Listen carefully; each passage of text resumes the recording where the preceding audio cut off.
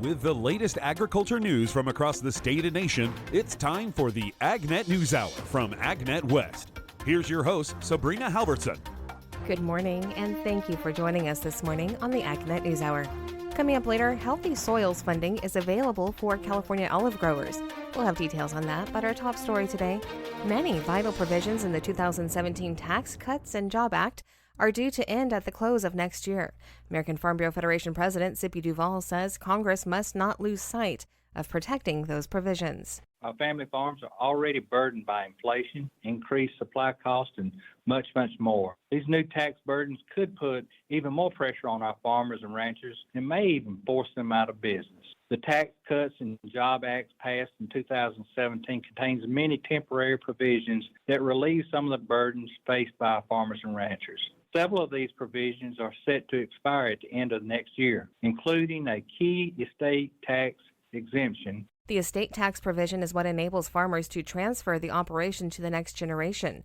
When the new Congress is sworn in, that's when Duvall and the Farm Bureau want them to focus on taxes. They must address tax provisions that are going to expire at the end of 2025. It's important that we work with lawmakers now so that they understand how current tax provisions enables our farmers to remain in business and protect their farms so that they can afford to pass them on to the next generation. Duvall says farmers and ranchers need to make their voices heard on the urgency of this issue. Well, as a farmer and rancher, their voice is the most powerful advocacy tool that we have. Reach out to your elected official and tell them how the tax provisions like the estate tax exemptions have helped you plan for the future of your farm. And see if you can meet with them one-on-one in person. Lawmakers must understand that there are real consequences to not renewing important provisions like the estate tax exemption. In other news, earlier this year, the U.S. House of Representatives Committee on Agriculture turned out a new farm bill. The Congressional Budget Office has now scored it. Jonathan Koppas, agricultural policy specialist from the University of Illinois, says it increases farm program spending over 10 years by $43 billion and that it won't be evenly distributed. There's been a long-running regional imbalance in the way these programs are designed. So I want to be clear, the CBO score doesn't break down commodity by commodity. What we have are the top-line big 10-year estimates. But what we know in terms of how the programs operate, increasing reference prices to the degree the House does. So those are large increases for base acres that are affiliated with rice, seed cotton, and peanuts in particular. Those are only grown in the South. Those base acres are only in the South. And so what we've seen is a disproportionate increase for the reference prices for those crops. So we would assume that out of these increased spending numbers from CBO, that the farmers who hold base acres, and remember, these are not payments on what's planted. They can get paid for rice and plant another crop, which is why I think this gets to be controversial amongst farmers, is it's not just we're paying Southern farmers, it's that they're getting paid oftentimes to plant the same soybeans and corn crops that we're planting up here in Illinois. He says the Farm Doc team has previously analyzed and continues to dig into the regional imbalance of the payment allocations. 23 ag-related businesses and 12 ag associations are in Bogota, Colombia this week as part of a USDA trade mission. It's the second mission to that South American nation, the seventh largest importer of U.S. agricultural goods. U.S. Undersecretary for Trade and Foreign Agricultural Affairs, Alexis Taylor, is leading the trip and says USDA is seeking market diversification. Latin America is key to that effort. And I think Colombia is really a priority as we look for growth opportunities with rising incomes, rising middle classes for much of what U.S. food and agriculture can produce and looks to export. Speaking to reporters from Bogota, Taylor said the rising household incomes in Colombia mean an increasing interest in food diversification, something members of the trade mission were ready to address. Dairy, turkey, pork, fish, seafood products are also all on the trade mission being represented this week. And then also a company who are focused on consumer packaged goods, but doing some additional nut products and looking to export some new nut products to Colombia. So I think there is a lot of opportunity for the diverse agricultural and food products that we produce and just export generally into the Colombian market. Taylor said there were 267 business-to-business meetings between her delegation and buyers from Colombia and Venezuela on the first day. Some of our largest exports categories to Colombia today are pork, dairy products, cat and dog foods, and then alcoholic beverages, those wines as well. And so I think, as we think about beef exports, as we think about wine exports, I think there's a lot of interest. And what we've heard generally from just the first day of B2B meetings is a lot of really positive reception from the buyers in this market. Colombia had stirred concerns about slowing the import of U.S. corn into the country. Taylor said there was a robust discussion about the matter, and she explained how U.S. imported corn does not pose a threat to their domestic production. 90% of domestic corn production in Colombia going to food, and 95% of the corn imports going to feed. They complement each other, and that is part of what we talked about at the Ministry of Trade and Commerce this week. More business-to-business talks are scheduled in the days ahead. Corn production in our country is forecasted up in August by USDA, but was it enough to increase global corn production this month? Here's Rod Bain. An increase in our country's corn production was not enough to offset global production numbers, with USDA noting a 5 million ton decrease in world corn production forecast from July. And that would be down 4 million tons year over year. And those reductions reflect several different countries, including the European Union, where we reduced production by 3.5 million metric tons. That's mainly reflecting heat and dryness in Southeast Europe and into Serbia and then into Ukraine and parts of Russia, so that Black Sea region as well. World Agricultural Outlook Board Chair Mark Jekanowski says the lower global corn production will benefit U.S. corn on the global export market. We raised our corn export forecast by 75 million bushels. That just reflects lower levels of competing exports. U.S. prices are competitive and demand remains strong. I'm Rod Bain reporting for the U.S. Department of Agriculture in Washington, D.C. New uses for soy products are discovered regularly, and one of those uses is for firefighters. The product was developed with help from the United Soybean Board. Dave Garley, Chief Technology Officer at Cross Plains Solutions, talks about the opportunity to develop this new firefighting foam. So we came across this opportunity because we've done a lot of projects with the United Soybean Board. And thank you, farmers, because of your checkoff dollars support these funding and research initiatives. So we were asked by the USB, because I've been in this business as a research scientist for about 30 years with agriculture products, corn and beans being predominant. So we came across this and they said, hey, can you make a fire foam from soy? Well, yes, I can, because in my prior life, I made a lot of adhesive systems, and foam is typically bad for those formulations. He says the soy firefighting foam is better for the environment as it does not contain the traditional PFAS chemicals. They've been replaced with soy meal. We're taking what's readily available. So if we take a look at the protein foams that we have today, or the protein source that's readily available today in North America, soybeans are king. And we have a glut of meal on the market because the technology to grow beans per acre is so effective. We're just out consuming the demand for feed out in human consumption. So the United Soybean Board has put opportunities together to really emphasize, find new markets for it. And what makes soy meal right for firefighting foam? We take the soy meal, we repurpose it. And how we repurpose it, we take advantage of what's in the soy meal. So what makes protein foam so efficient is the peptide sequence that's readily available by nature in the meal.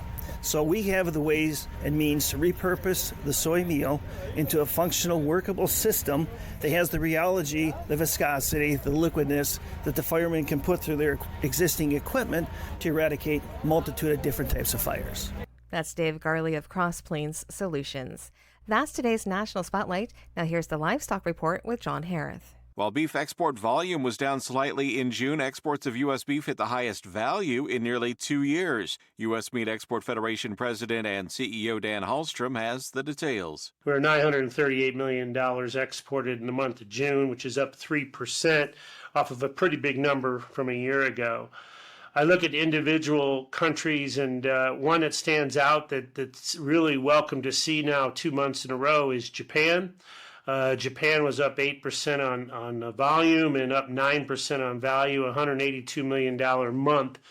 And considering all the headwinds that Japan has had the last year or so, it's really encouraging to see this rebound. And specifically, I have to think that some of this rebound is coming from the food service sector. So So Japan is one highlight. I think another one is, while it was down a little bit, it was off a relatively high number, it was Mexico.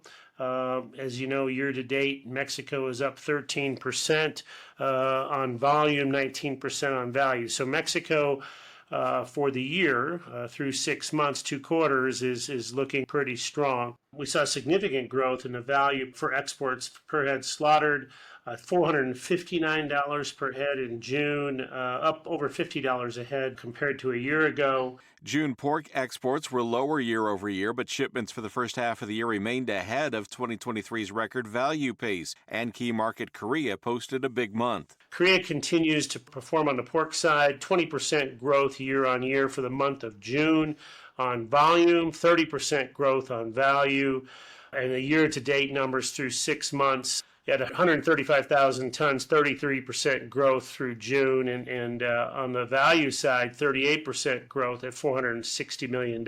So Korea, without a doubt, is really one of the markets, in addition to Mexico, that's really driving the ship so far this year. For more, please visit usmef.org. For the U.S. Meat Export Federation, I'm John Harris.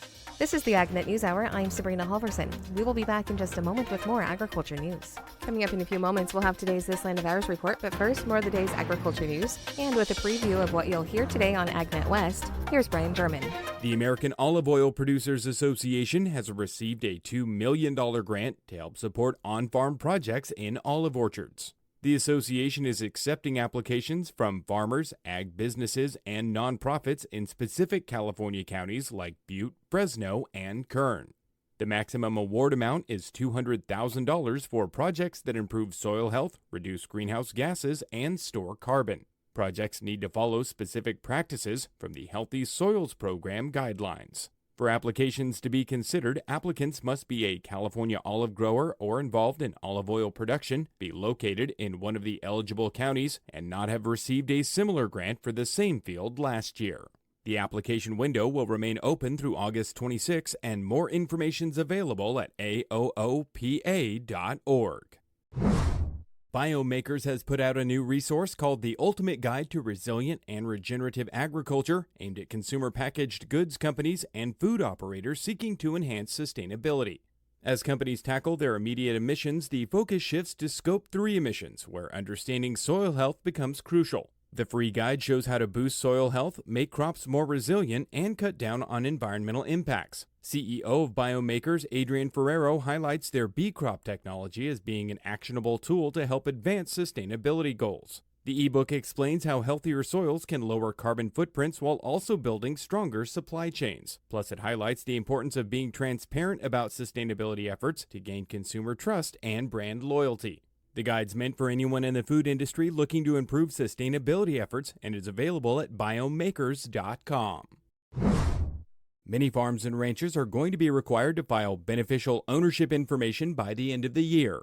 The Corporate Transparency Act requires many small businesses, including farms and ranches, to report their ownership details to the Financial Crimes Enforcement Network.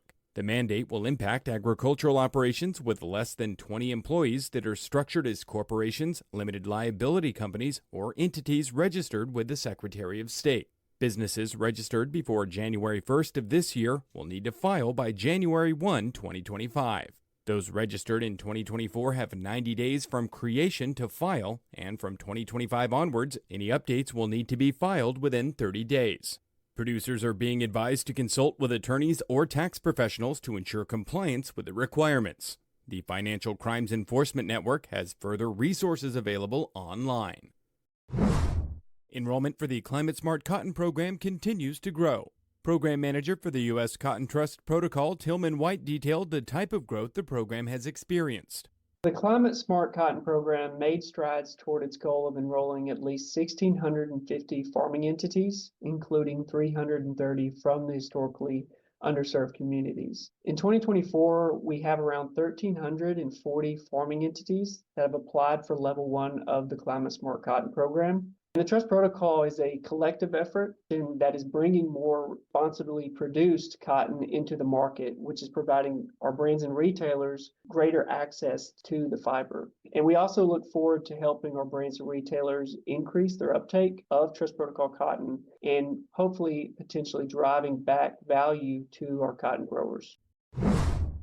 UC Riverside is hosting a pair of ant IPM workshops in Northern and Southern California. The first workshop is scheduled for Thursday, September 5th at the Highlander Union Building on the UC Riverside campus. The second workshop is scheduled for Tuesday, September 10th at UC A&R headquarters in Davis. The program will be the same for both locations and will include topics such as ant control and insecticide runoff around urban houses, insecticide mode of action and their impact on targets and non-targets, as well as principles of ant baiting. There will also be a presentation of industry perspectives on low-impact ant IPM. The last day to register for either of the workshops is Monday, August 19th. More information is available on the upcoming events page at agnetwest.com. I'm Brian German for AgNet West Radio Network. A new report on food price inflation, but which way are the numbers going? That's coming up on this Land of Ours. A new consumer price index report shows food price inflation is still increasing, but perhaps slower. Price growth for food has been below the overall rate of inflation for the past 9 months. And grocery price inflation has been below the overall rate of inflation for the past 12 months. Here's USDA economist Megan Schweitzer with the food price numbers. Food at home, or grocery prices, grew by 0.3% in July and were 1.1% higher than they were in July of 2023. Food away from home prices rose by 0.2% in July and were 4.1% higher than they were at this time last year. And so overall food prices, both grocery and restaurants, rose by 0.3% in July and were 2.2% higher than they were a year ago. You're listening to the AgNet News Hour. Here's Chuck Zimmerman. At the Ag Media Summit, I'm visiting with Eric Gibson with Rabo AgriFinance. And Eric, first of all, tell me what you do for Rabo. Hi, Chuck. Yeah, so with Rabobank, I am a sustainability analyst for our farm inputs and crop production coverage. If you're not aware of what Rabo Research is, we are kind of our in-house knowledge and intelligence team that helps equips our internal team and clients with information that can help them to make sound business decisions. So tell me a little bit about the type of information, data that you have available for folks in the agri-food chain when it comes to sustainability. We're all aware sustainability is growing rapidly in its demands and what its focus is. It's very far and wide. So what I'm really focusing on is helping our clients and our team members to understand the products, the practices, and the principles behind what sustainability means for downstream demand and regulatory function. So when it comes to innovation, a word everybody loves, what's the innovation like to make production agriculture more sustainable, and how important is innovation to that? Innovation is a priority. Everything starts with what we know, understanding from what we've done, and helping to get to, where our goals are. So it starts with data and digital tools. Those are really important to help us get to that next level with sustainable production, and similar functions. And then in terms of just in general technology, the U.S. farmer is a perfect example of being able to leverage technology to be better. We just continue to produce more with less, more efficiently, in just ways that we didn't think were imaginable years ago. So if the farmer and rancher just keeps adapting, we're going to keep being successful in this industry, producing food, fiber, fuel, and a number of other things. But really learning on what we've done yesterday, learning upon that, and then just evolving, sometimes big incremental changes at a time, other times just really small. So how can farmers leverage sustainability in their business? So one of the biggest ways a farmer can leverage sustainability in their business today is approaching ways that can improve their ROI. So looking at ways to become more efficient, maybe using less of something, saving $1 here or there, makes a really big difference in the current ag climate and this cycle that we're in right now. There is a lot of hope that in the future there will be, value-added properties that the consumer is willing to pay for. While that is being constructed, we're looking at some opportunities, a lot of programs that may be offered through USDA or NRCS that say, hey, if you do these practices, perform these principles, there's some value opportunity for the producer there.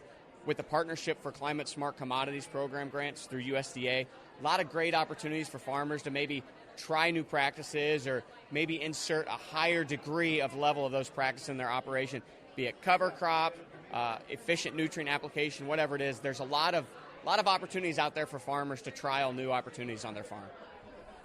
Well, thank you very much, Eric, for visiting with me here. We are at the Ag Media Summit taking place in Kansas City, Missouri. I'm Chuck Zimmerman reporting. Scammers are using phones and every other electronic means to get a hold of our money. Gary Crawford has a report on how to defeat those scammers. Classic comedian W.C. Fields once said, "You can't cheat an honest man." But he was wrong on that one. Thousands of honest Americans are cheated every month just from telemarketing scams or scams coming through emails or texts or fraudulent websites. Fraud reports and complaints are usually handled at the federal level by the FTC, the Federal Trade Commission, and indeed 65% of the complaints to the FTC relate to telemarketing calls. But Kansas State University Extension expert Barbara Stockbrand says scammers are increasingly using digital means as well, all kinds of approaches and pitches, all designed to either get our personal financial information or more commonly just to get us to send them money. The types of scams are endless. Here's just a couple of examples. Someone calling from Social Security, needing your personal information or confirming that. Or the IRS with threats of arrest, possibly if outstanding taxes aren't paid. Or the call or email can be from a fake charity asking us to contribute immediately, because the situation is desperate. That uses our charitable side to get at our money. But Barbara says one way to spot a scam is that they want money now. So Barbara says it may seem rude, but either one, don't answer calls from unfamiliar numbers. Or two, if you do answer and you smell a rat, just say no thanks and hang up. Whatever you do, never send money. Or give out your personal information. Now, online scams are quite sophisticated, especially those from supposed charities. They create organization names that sound similar to an official legitimate charity trying to catch their targets off guard. So we may get unsolicited emails not just from fake charities, but other fake entities, and there are ways to not get taken in by those. First, if they are wanting a reply to an email, look to see if the reply is returned to a personal email address, such as Gmail or Hotmail. If so, it's probably a scam. Look for bad grammar and misspellings in the email. That's a sign the email's not coming from this country and is likely a scam. Also, sometimes in an email, there's a link included for you to click on, requesting you to go to their site. So use your cursor to hover over the link, but don't click on the link. The emails also may have attachments they want you to open up. Don't click on those either, because those can install software where the scammer may be able to gain access to your computer and then maybe through your computer to other possible computers of friends and family. Just leave that email alone, even if it looks like it comes from a legitimate business or charity, because scammers will copy or steal logos and such from legitimate entities to lure us in. And of course, remember, whatever the deal is, there's one final familiar piece of advice for just about any deal anywhere. If it sounds too good to be true, it probably is. Yes, because those scammers follow another saying from W.C. Fields. Never give a sucker an even break or smarten up a chump. That's right. Gary Crawford reporting for the U.S. Department of Agriculture. This segment is brought to you by Live Earth Products. To get to know a little more about Live Earth Products, we're talking on the phone today with Vice President Russell Taylor. For the Conservationist of the Year, what goals would you like to see occur this year? So this is continuing work as the Certified Crop Advisor Conservationist of the Year. They're looking for certified crop advisors who are trying to aid farmers in getting information or conservation practices. One thing we've identified that is keeping farmers from getting conservation practices is actually just information and products. The current federal regulations actually were written in the 1950s. And at that time, those rules were only restricting fertilizers and pesticides. They didn't put into account other developing technologies such as plant biostimulants and some of these newer technologies we're using in agriculture. And so for 2024, our goal is to really help change the laws that are impacting biostimulant regulation to allow them to be used and treated as a fertilizer, not as a pesticide. So, what does that process look like to go through that and get that change to be where it needs to be? Well, actually, there's a very long on ramp. We've been working on this since 2014, and the bricks that we've laid on this path are now hopefully being included in the Farm Bill. So more than anything now, it's just supporting the work we've already done, try to get legislators aware of the problem and hopefully enact those rules. There's an act right now by California regulators that's called the Plant Biostimulant Act. And so the best thing that farmers can do is call up and say, hey, we support this language. This is going to give us more tools to enact those conservation practices and have more products available to us. To get to know more about Live Earth products, you can visit them online at liveearth.com. That is spelled LIVEARTH.com. This is the AgNet News Hour, and we will be back in just a moment with more agriculture news. You're listening to the AgNet News Hour. I'm Sabrina Halverson. For today's interview segment, we're focusing on shipping. I'm talking with Tiffany Compress, a partner at Pearson Ferdinand Law Firm with experience in agricultural shipping.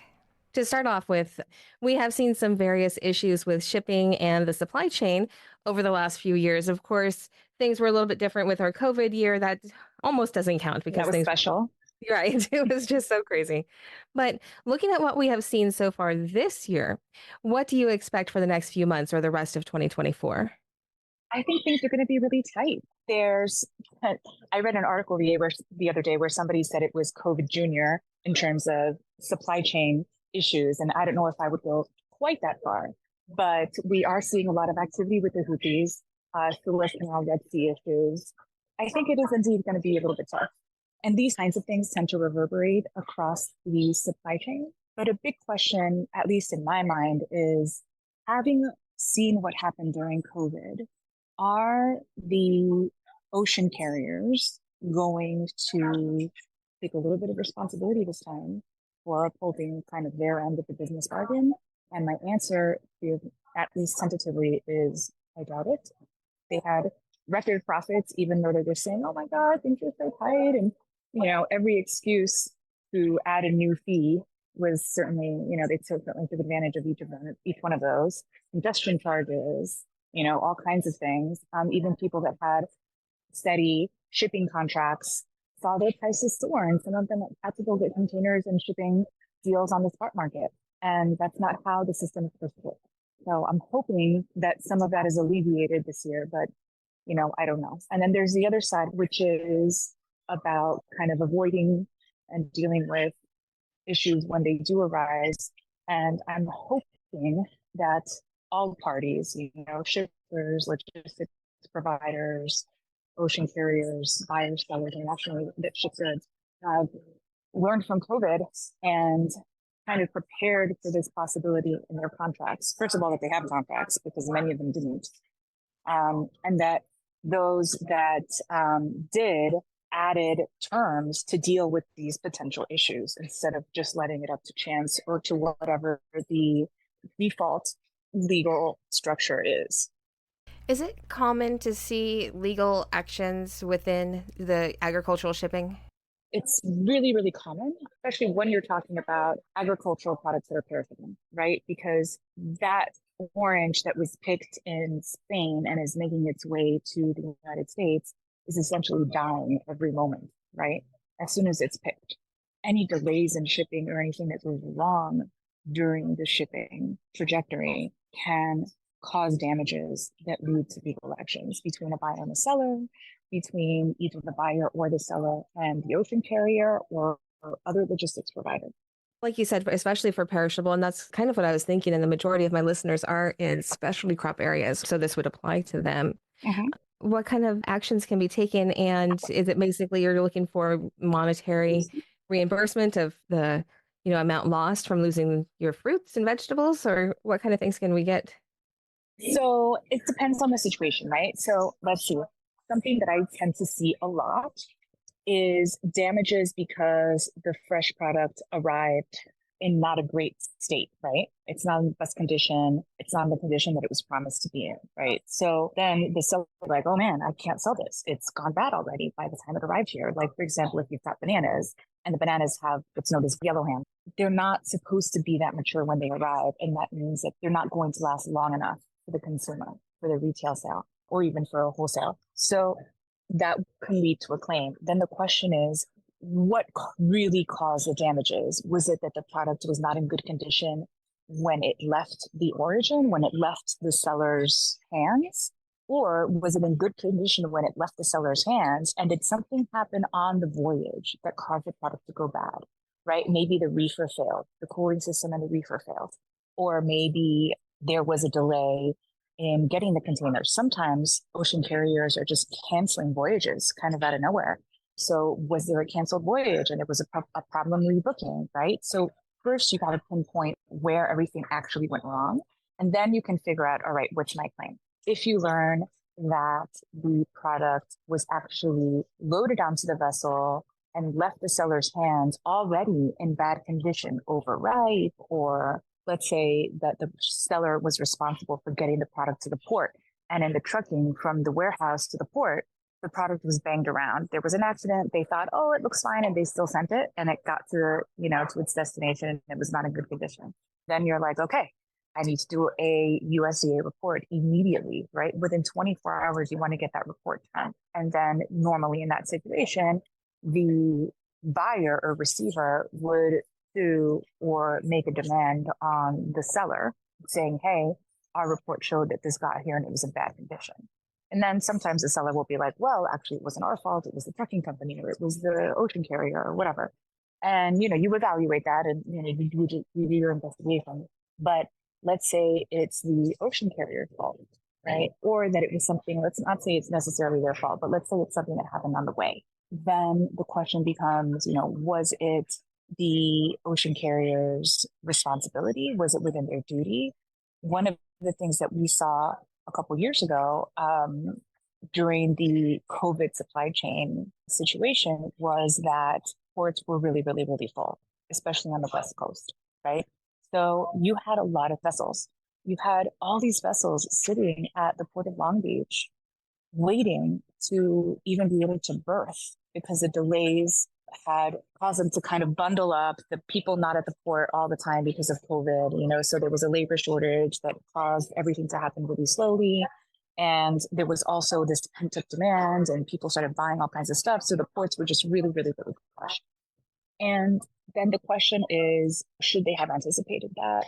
Did they purposefully keep the port kind of minimally manned and that became a problem and that's unreasonable and unjust thing for them to do as ocean carriers or as a port or as a terminal operator? And then you can figure out, all right, maybe there's a claim. For example, one of the claims that I've dealt with a lot is a breach of the Shipping Act of 1984. And that happens when the ocean carrier engages in a practice that is unjust and unreasonable. And you've got to establish not just one container, but several, like a full on, this was their regular way of dealing with things. They were always undermanned, or they had a practice of not allowing people to book appointments to go pick up the container. Or they had a practice requiring a specific chassis to be used and nobody could use any other kind of chassis. And of course, that kind of chassis wasn't available. And they were inflexible in their policy. These are the kinds of things. I'm not saying that any one of these things is a surefire winner, but my point is that these are the kinds of practices that would fall under the Shipping Act of 1984. And those are cases that we saw a lot after COVID. And some of them have kind of even been ongoing. And then the shipping line will frequently say, oh, but COVID. But it's not necessarily that it's COVID's fault. It's that they had this practice and that COVID just highlighted the fact that this was not a practice that they should have been having at all, right? That they should have engaged in at all because it didn't allow for any give in the system. Thank you once again to Tiffany Compress. You are listening to the AgNet News Hour. Now for more news.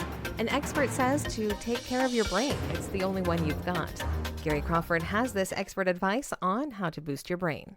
Yes, the average age of the U.S. population is increasing year by year, and unfortunately, we know that as we get older, our ability to process and think is going to be a little bit diminished over time. But there are a lot of things we can do to delay that as long as possible. That's good. That's Sherilyn Jackson. She's an extension health educator, Kansas State University. Here's an important fact about Sherilyn.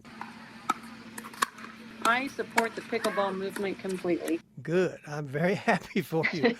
But actually, this does come into play a little later in our story. Now, back to the issue of brain health. Sherilyn says it's true, genetics and our family history can play a role in things like Alzheimer's and dementia. But lifestyle is a much bigger contributor to these factors. And she says no matter how young or how old you are, the more physical activity in your lifestyle, the better off your brain's going to be. And you don't have to be a runner or an athlete for physical activity to boost your brain. What you really have to think about is getting movement throughout your day, getting up and moving, if you can, even every 30 minutes or at least every hour. Just if you have a job where you sit a lot, at least stand, shake your arms and legs a little bit, move your body. But if you can move throughout your day, that's the place to start. And she says it does wonders for the brain. It helps improve the blood flow to the brain. That's really a key thing. It helps reduce inflammation. It helps to improve your cognitive health, meaning you can help think more clearly, problem solve. I don't know about you, but when I have a lot to think about, I can process that really well on a nice brisk walk. Research has shown that exercise of any type also reduces the production of a stress-related hormone or two, and it helps us sleep better. That again plays into cognitive health. So exercising the body, good for the brain, but exercising the brain also very important. Learning new things, particularly as you age. And that brings us back around to... I really love the pickleball interest right now because activities like tennis and pickleball are things that not only help you get the movement, but your brain is engaged because of the strategy component that's involved with those activities. Now, if you're a bit too old for pickleball, Sherilyn says there are all kinds of ways to exercise the brain. There are puzzles to do and classes to attend, and even something as simple as when you go to work or to the grocery store, take a different route. Just change it up to where it's not the exact same thing every time. Finally, Sherilyn says a good healthy diet heavy on leafy green veggies, light on fat, has been shown to at least help stave off things like Alzheimer's and dementia. Gary Crawford reporting for the U.S. Department of Agriculture. This has been the AgNet News Hour. I'm Sabrina Halverson. Thank you so much for sharing your morning with us. To get more information on the topics you heard today, visit AgNet West online at agnetwest.com. You can also stay connected by following us on our social media at AgNet West on Facebook, Instagram, and Twitter. You can also find our broadcast team of Brian German and Sabrina Halverson on Facebook and Twitter. Thank you for listening to the AgNet News Hour from AgNet West. AgNet West Radio Network, your primary choice for agriculture news.